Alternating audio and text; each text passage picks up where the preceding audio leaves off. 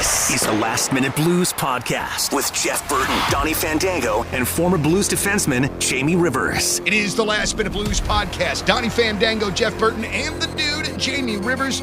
Jamie, what's going on, man? Not much, buddy. How we doing?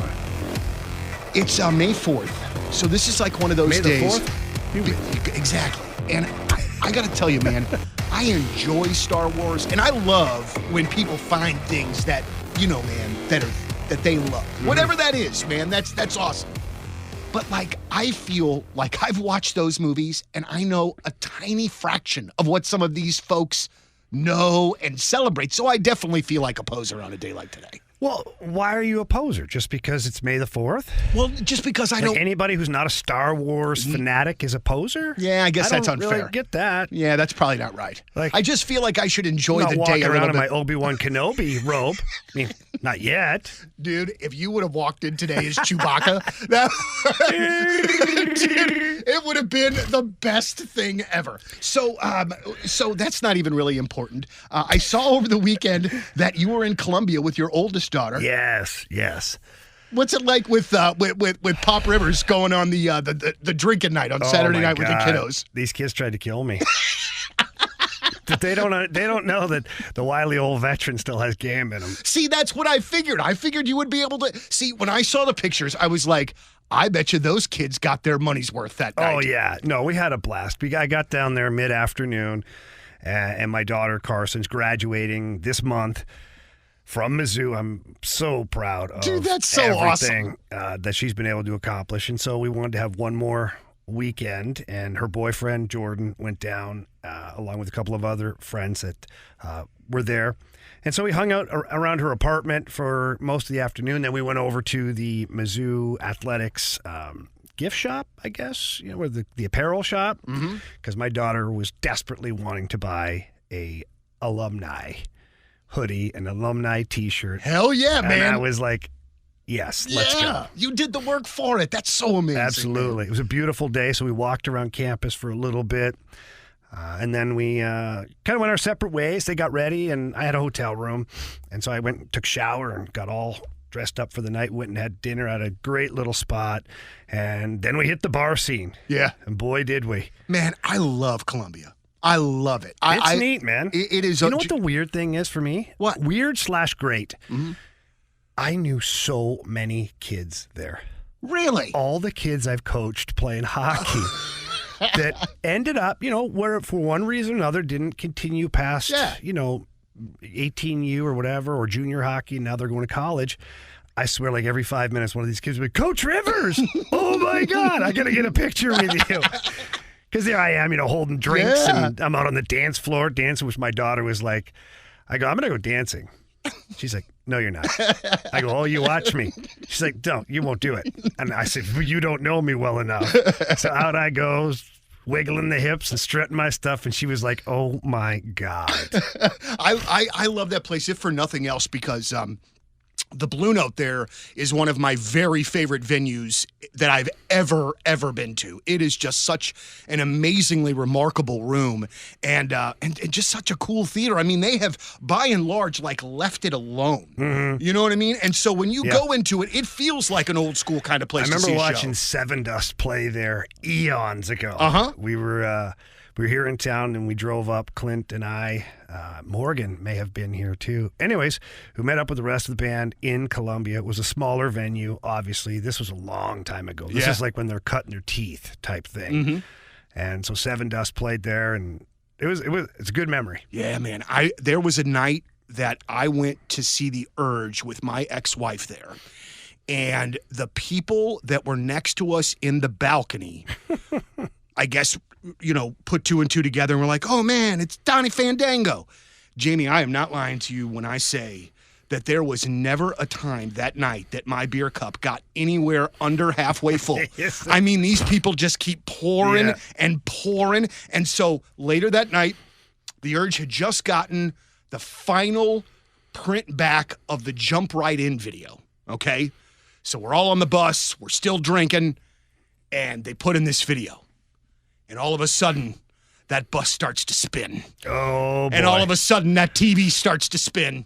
And I didn't even make it through the video. I make it off the bus, and in front of the Blue Note, lay it out. Good call, though, not in the bus. 100%. I look up at the bus, all the windows open, everybody out there is smiling. Oh, my God. That's awesome. It's a great memory. But wasn't great at the time, but it is now. Dude, and just plus, man, you know how you have some of those nights where, we were staying in Columbia, so we didn't have to drive anywhere, and you get back to, you wake up the next morning and you go, whew, glad I got back here. Yeah. You know what I mean? Like, it's just kind of crazy. I did the quick turnaround, too, had to come back, and I had already, well, as you know, I had already been gone for a week or 5 days in Mexico, so when I came back, I dropped off my luggage and went to Colombia and then come back on Sunday. I call it running downhill all week. Yeah. Just trying to catch up. Like if I trip, it's going to be disaster. I'm going to roll to my death. So what is the next thing? What's your next thing for Synergy Hockey? Will it be the spring, summer camps? Yeah, or what? Summer camps. We're currently right now in the middle of our spring clinics where we usually do we pick certain weekends, 4 or 5 weekends, and we'll do a Friday night, Saturday morning, Sunday morning, 1 hour each time on the ice, and it's very specific to one part of the game. Power skating, shooting, goal scoring, defense, battling, battle camp, like all these things. So kids, because tryouts come up for higher level, it's at the end of spring, and then for some of the other ones come up later on, but all these kids want to make sure that they stay into it and keep going. So we're in the middle of that right now, or towards the end of it, rather. And then summer camp starts first week of June. Wow, so and it's then right it's there. on like Donkey Kong. Yeah, man, how do you so obviously you want your kids, as they're starting to take it more seriously, as they get higher and higher, you want them to take it seriously. You want them to lock it in. You want them to be rink rats, i.e. the Tkachuks. Mm-hmm. But is there ever a time, man, that you've had to say to a player like, hey, man, it's all right for you to get off the ice today and go and see a movie, or you know what I mean? Like one time, yeah, and and it was a girl, Jinsey Dunn. She plays for the U.S. national team now, and she was young, 15, 16 at the time, and she was trying to make the women's Olympic team. Oh, wow.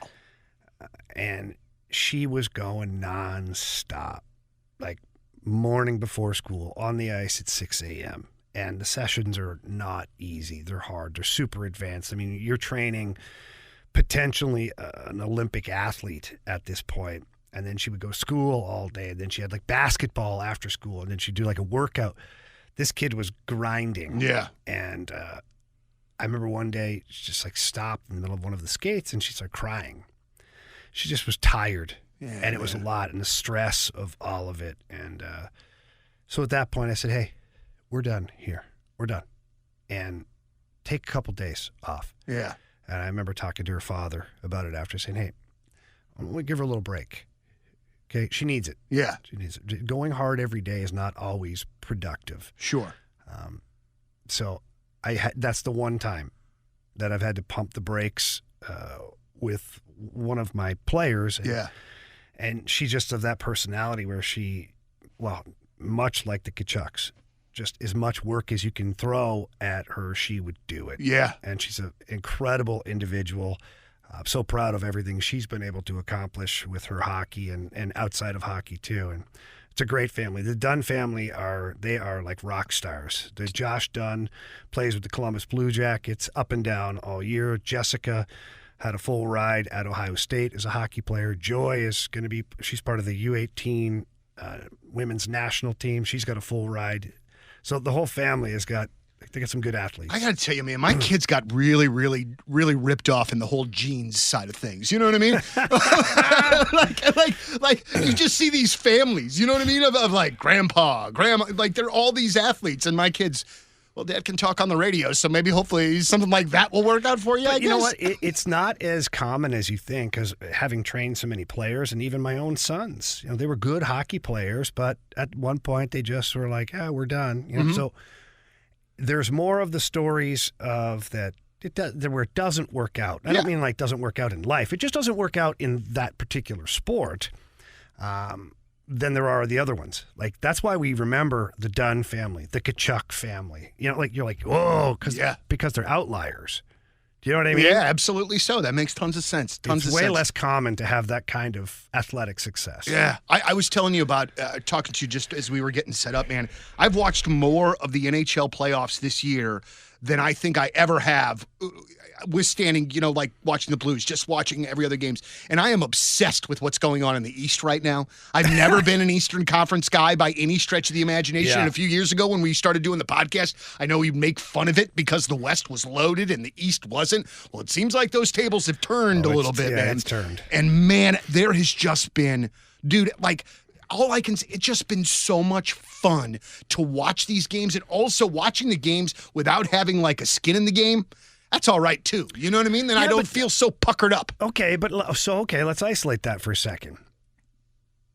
Do you feel like you're not experiencing it quite as good because you're not going through the emotional roller coaster? Oh no, this isn't near as fun. No, Okay. no. Right. I'm enjoying I thought you were it. going to say that. Oh, it's easier, it's better this way. I'm like, no, man. I would push back. I like to have a horse in every race, dude. That Stanley Cup run, the ups and the downs were so amazing. Like, after the hand pass game, I was just like, what world over. And then they turn it on, and I know. Man, so like, Johnny, no. I felt like I was your therapist through that whole run. I'm not going to lie. You probably were, man. You probably were. You'd come in every day, you'd grab me. Whoa, what are we going to do? Relax. Right. Breathe. First thing you need to do is calm down. We're going to be okay. You just remind me like Mary reminds me, you're not playing. You're not playing. You're not I on the appreciate team. your passion. So what do you think so far, Jamie? To me, I think one of the most fun things that I've watched is Matthew Tkachuk seemingly playing with, and I don't mean this bad, without a care in the world, with no money to lose, man. He's just out there playing his ass off, and these Panthers are dangerous, man. If they went to the finals, I wouldn't be surprised, would you? No, not the way they're playing right now. No. And I don't know this to be fact, just because I have close ties to the Tkachuk family and Matthew and Brady in particular. I don't know this to be fact. I haven't talked to him. I haven't called him. I have not bothered the young man. Right. For obvious reasons. And but I feel like Matthew went into these playoffs with a chip on his shoulder. And here's the reason. Daryl Sutter made a comment at the beginning of this season, after Matthew Tkachuk was traded to Florida and whatnot. Somebody asked him about, losing Matthew Tkachuk and whatnot. And he alluded to, I'm paraphrasing here, he alluded to the fact that it's okay, we have Tyler Toffoli and he's got a ring, or he's got rings. I remember that. I feel like that was a slight at Matthew Tkachuk, alluding to maybe, or hinting rather, that maybe he's not a playoff performer. So I feel like Matthew's taking it personally. Yeah. And like, from what I understand, during the whole series against Boston, down 3-1, and Big Walt and Chantal and Brady are all down in Florida, and Matthew was saying, we got this. We're going to be fine. Every game is a Game 7 now. Every game's a Game 7. And they kept going. And then when it came time for Game 7 in Boston, Matthew packed a huge suitcase. He says, I'll see you guys in about a week. We're winning this game. We're headed to Toronto. And they did. And he is just a monster out there right now. Donnie, he's a unicorn. Okay? And let me tell you why. He's got so much skill, passing and goal scoring. His hockey IQ is off the charts. Yeah. Then he'll run you over. Mm-hmm. He'll run you into the boards. He'll drop his gloves and fight you. Or he'll drive you crazy to where you take 10 penalties. Just yapping. Punching the goalie, sticking the goalie, doing this, doing that. But meanwhile, he's fully under control. So I couldn't think of one other player in today's NHL that not that possesses kind of sort of some of those things, all of those things at an elite level. Yeah. I mean, his brother Brady is close. Isn't that crazy?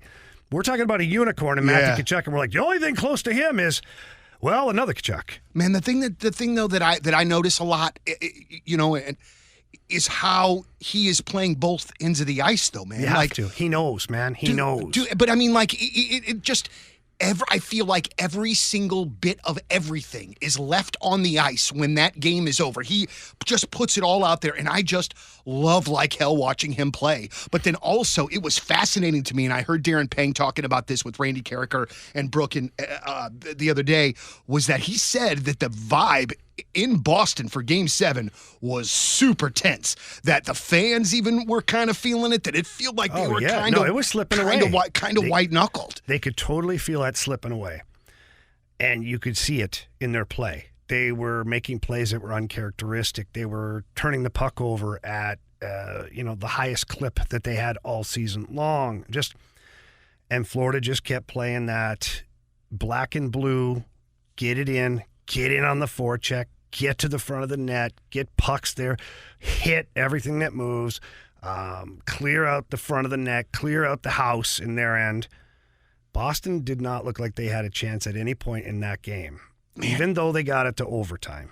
Yeah, I mean, they just looked not intimidated, but they just looked like they were kind of scared of their shadow that entire game. Well, they had the weight of the world on their shoulders. Absolutely, too. The players, right? Yeah. Because they're historically the best hockey team ever in the NHL as far as the amount of wins and points and all that stuff. And now you're on the brink and you were up 3-1.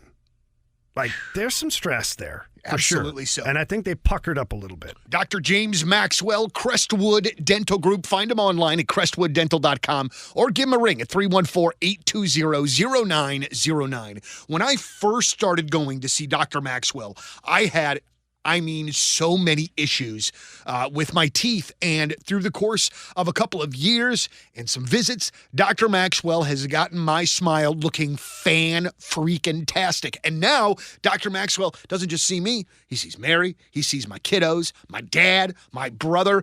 And one of the things that I love about Dr. Maxwell is like he is a true dental nerd. And I mean that in a great way. He's always trying to make your experience at his office better. You know what I'm saying? He doesn't want you to hate going to the dentist office or fear going to the dentist office for your kiddos. He wants it to be as enjoyable of an experience as it can be. Find out how Crestwood Dental could look after you and your family just like they do mine. CrestwoodDental.com or give them a ring at 314-820-0909. That's 314-820-0909. Dr. James Maxwell, a proud sponsor of the Last Minute Blues podcast. Now back to the podcast. So, okay, I want to ask a couple of things here. No particular order here. The Colorado situation and Colorado getting bounced by Seattle, and not to take anything away from Seattle, who played a fantastic series and played their tails off. But if Colorado has their horses, that probably doesn't end that way. No, correct. Seattle did a great job of just pushing them to the brink. Yeah. Which they did. And Seattle plays with such pace.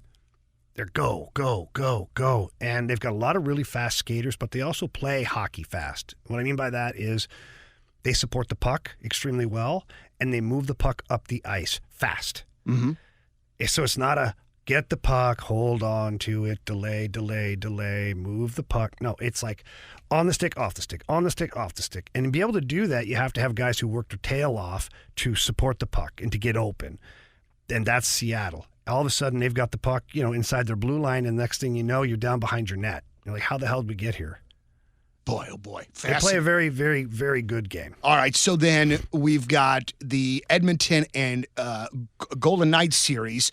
Draisaitl scores 4 last night. So let's talk about this for a second. Draisaitl scores 4. Pavelski scores 4 for Dallas. Both teams lose. Wow. When the hell does that ever happen? How pissed off would you? Well, you're pissed off about the game because it's the playoffs, not the goals. But Shrimp on the Barbie had a couple of goals. Oh, attaboy. In game 1, and Petro had, I think he had an assist, playing every other shift or every shift against Draisaitl or McDavid, or both. Vegas is a good team, man. 5-on-5, Vegas absolutely dominated the Oilers. Yeah. Now, special teams a whole different animal. The Oilers are working at like a 52% power play right now. That's insane. Yeah, you take a penalty, you basically get scored on. Do you think Vegas makes it through to the finals? Well, if they beat the Oilers, yes. I think the winner of that series goes to the Stanley Cup final. Okay, so you think that they'll beat whoever is in this? They'll beat the winner of Dallas and Seattle. Yeah. Yes, absolutely. Huh? Because I'm trying to root for Vegas a bit. Why? What's your problem? It's really hard. Why? It's not Petro. It's not Barbie. It's those. It's one. I don't like the fans, even though they're awesome. What? I don't like them. And then also too that Stone knucklehead. I can't root for that cat. Well, yeah. Like I can't. I did, however, enjoy rooting against the New York Rangers in the first round. Oh my God, was that great, dude? So Jamie, what's gonna happen there, man? Like, what are they? You know what I'm saying? Like, what are you going to do? You had a really good team. You thought you were probably going to at least make it to the Final Four, something like that. You get bounced in the first round. What happens? Yeah, I don't know. I honestly don't know. I can't imagine they fire the coach. Gerard Gallant has done a great job with the Rangers. Hell, he did a great job with the Vegas Golden Knights. Yeah. This is the guy that, he does a great job and seemingly somehow he gets fired. He gets fired. I don't know, and he's a great guy, yeah. too. Like, he's one of the best guys in the game. People love him. So I don't know. I don't think that happens. I don't think any of the guys they acquired at the deadline are back. Mm-hmm. I don't think Tarasenko, Kane, Tarasenko, Mikkola, like none of those guys are back, in my opinion. I wonder where Tarasenko's going to go. I don't know, but Big Daddy Vladdy gambled on a situation and it didn't work out. And so I'm wondering what his offseason looks like because, he didn't have a great regular season. Mm-hmm. He was okay once he went to the Rangers and did not have a great postseason. And the team as a whole did not do well. So I don't know what lies ahead for Vladdy. Yeah, and how much... You'll get a contract, don't get me wrong. 100%. But, was all the kerfuffle worth it? Right. At the end of the day? Because now you're looking at a guy that got traded. You're looking at a guy that has at least a little bit of a reputation, fair or not, for, complaining a little bit, not 100% being invested all of the time, every single game. Staying healthy. Tough staying healthy, too. He's been relatively healthy for 2 straight years now, which is great. I hope he stays healthy. But before that was a bit of a roller coaster ride. Yeah. I'll tell you what, though, man, watching these playoffs, though, and seeing what's happening here, I know that the Blues have some things in which that they have to do, but I will still maintain that this is not going to be a tear down, build back up situation. No. They're the 1 or 2 right moves, man, and we are right back in the middle of this thing. I'm not wrong to think that, am I? No. One, there's no tear down rebuild because you have too many long-term contracts. Yeah, and too many good goddamn players. And too many good players. Yeah. So, I said this yesterday on the Fast Lane was right now the Blues are a tweener team. And what I mean by that is they're not quite speed and skill, and they're not quite gritty. They're somewhere in the middle, which is not where you want to be. You want to have a team identity and play to those strengths. I don't think this is going to be a gritty smash mouth team. Based on who your top players are on this club, you almost have to make sure you continue to get speed and skill.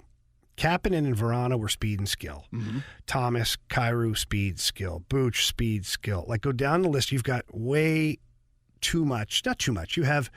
It's lopsided right now because who's your grit? Braden Shen, but he's also speed and skill. Right. He can play a skilled game.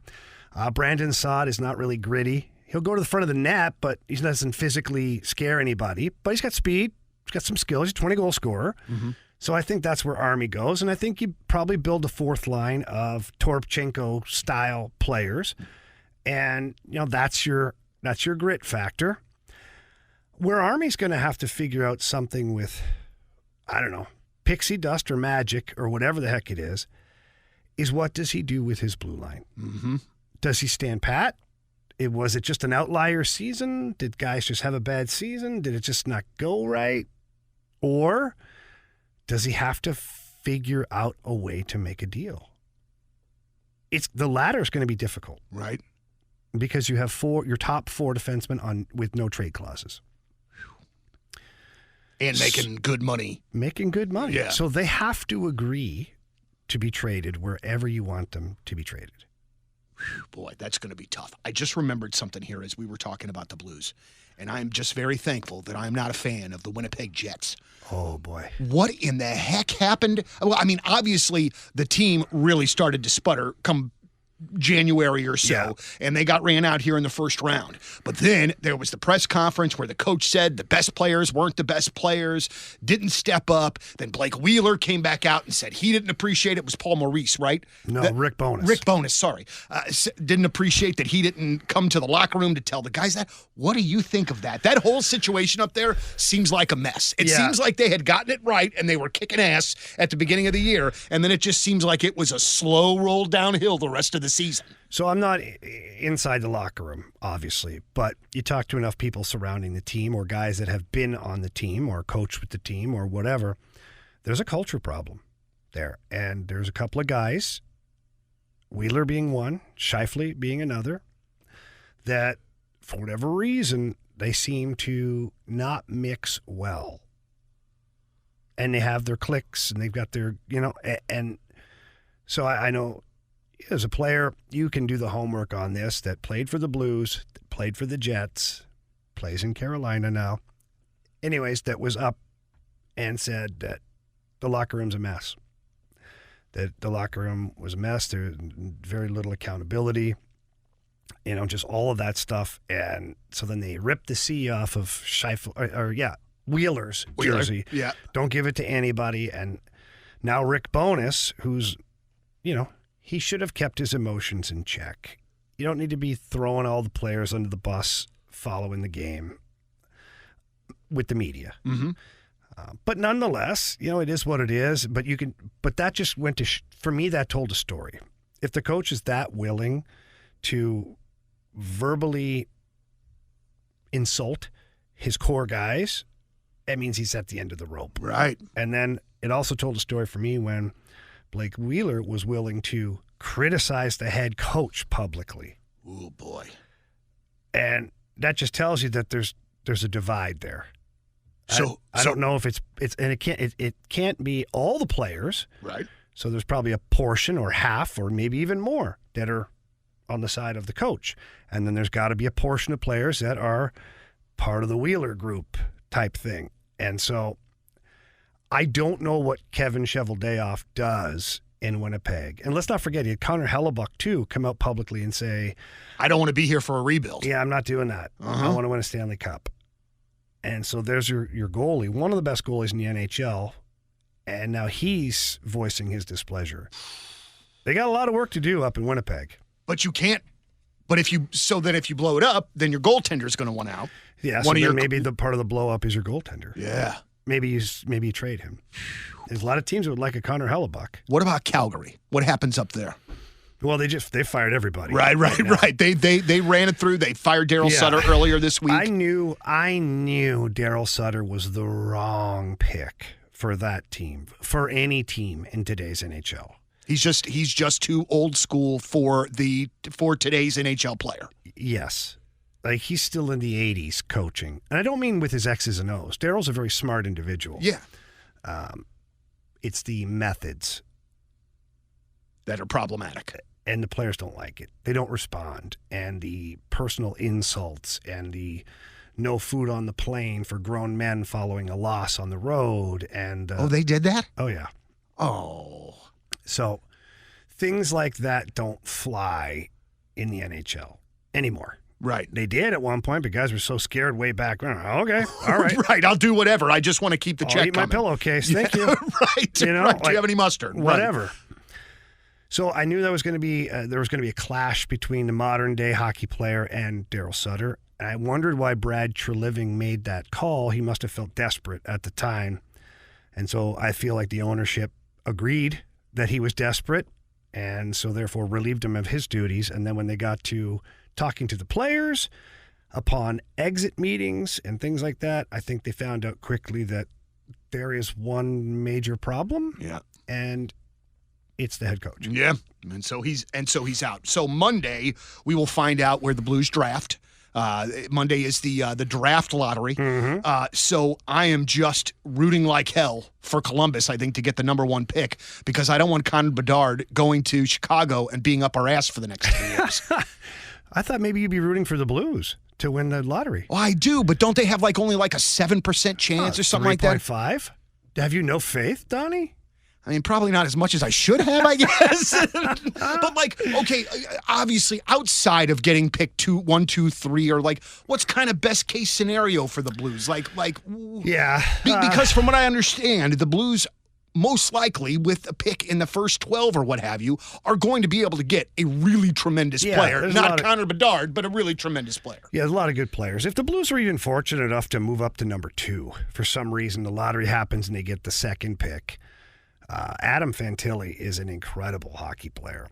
In fact, I think he might have a bigger impact on an NHL team right away than Connor Bedard. Huh. Now, Connor Bedard's ceiling is probably higher as a player, and he's super skilled, but Fantilli is a skilled, both ends of the ice, bigger player, really good player. So if the Blues were lucky enough to not just get to number 1, that'd be a no-brainer, but if they got to number 2, Fantilli sitting there would be an amazing pickup for the Blues. Man, and wasn't there a kid that Alex mentioned the other day?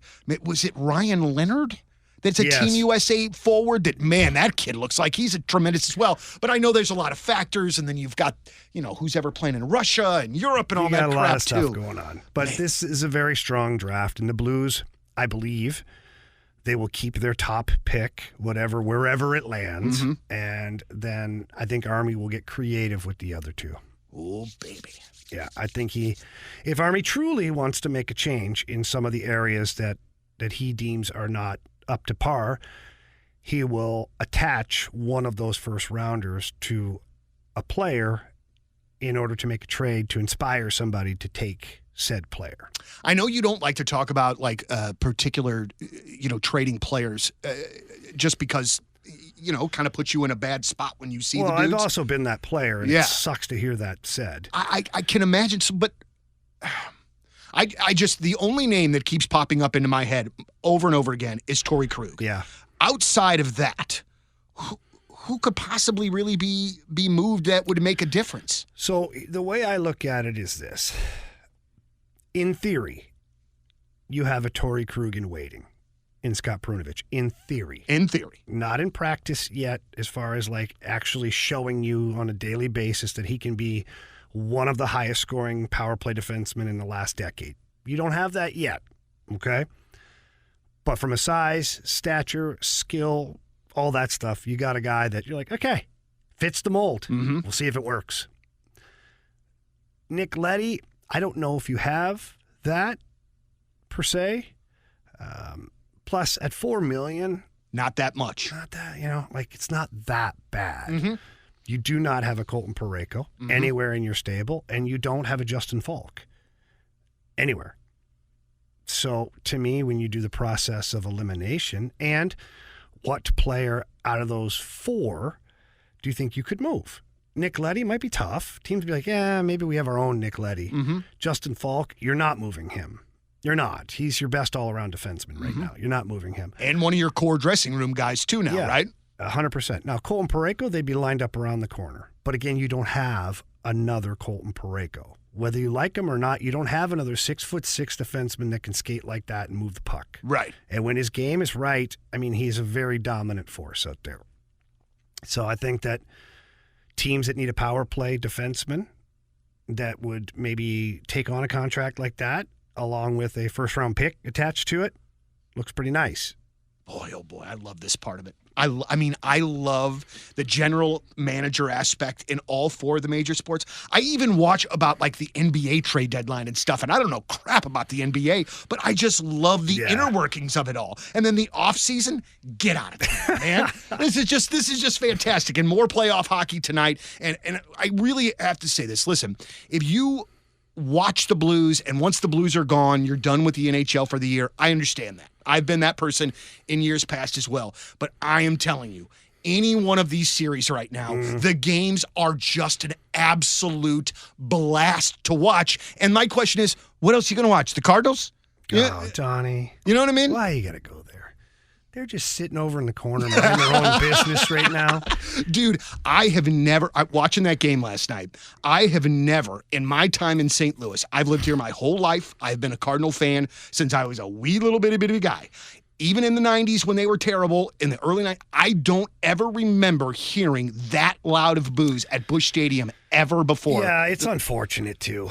And I know fans, you pay your money and you support this team and whatnot, but those guys they're not wanting to lose. Oh, yeah. It just, for me, it's like the Yankee boo birds, like the Philadelphia Eagles boo birds. Like, you're putting yourself in that category. And I honestly believe this. I'm not even placating. St. Louis sports fans are way better than that. Yeah. You're way better than that. Like, the booing, nah. It's not going to help. You think the guys went back into the clubhouse were like, woof, well, tomorrow I'm hitting that slider. Right. Like, come on. Yeah. That's just my own personal belief. If you're not happy with the product, you have the right to not go. Yeah.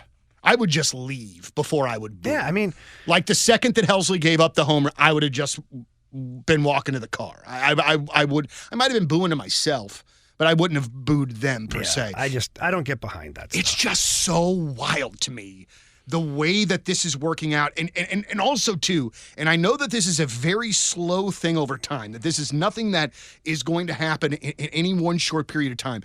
But this city, I'm not saying we're not still a huge baseball town, huge Cardinal town, but man, I really believe that those Blues are sneaking up on as far as like the love of the city goes. Well, I think all the sports teams are.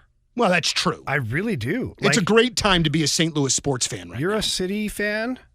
Like, those people are nuts in the best way possible. Hearing that venue on TV absolutely rocking makes me so proud to be Battlehawks? Yeah. People showed up and represented. Like, Dude, I know it's not the NFL, but man, you showed up like it was. I think the smallest crowd for a Battlehawks game was like 32,000 people. I know. Dude, that is ridiculous. I think one of the teams in the league, that was like their total attendance for the year. Dude, there's one team, and I'm not sure, I think it might be the Vegas team, that it looks like they're playing at a high school. Like, I think they are, actually. It's like a fairgrounds or something. That's no good. Well, Jamie, thank you very much always for your insight, your hilarity, your just general, Jeez, Donnie, you could be my agent. I'd love to do that. I think I 3% of nothing's not that good, though. That sounds like a situation that I would be an agent for. For Jeff Burton, Jamie Rivers, Donnie Fandango, it's the Last Minute Blues Podcast. As always, let's go Blues. The Last Minute Blues Podcast. Hear more at 1057thepoint.com.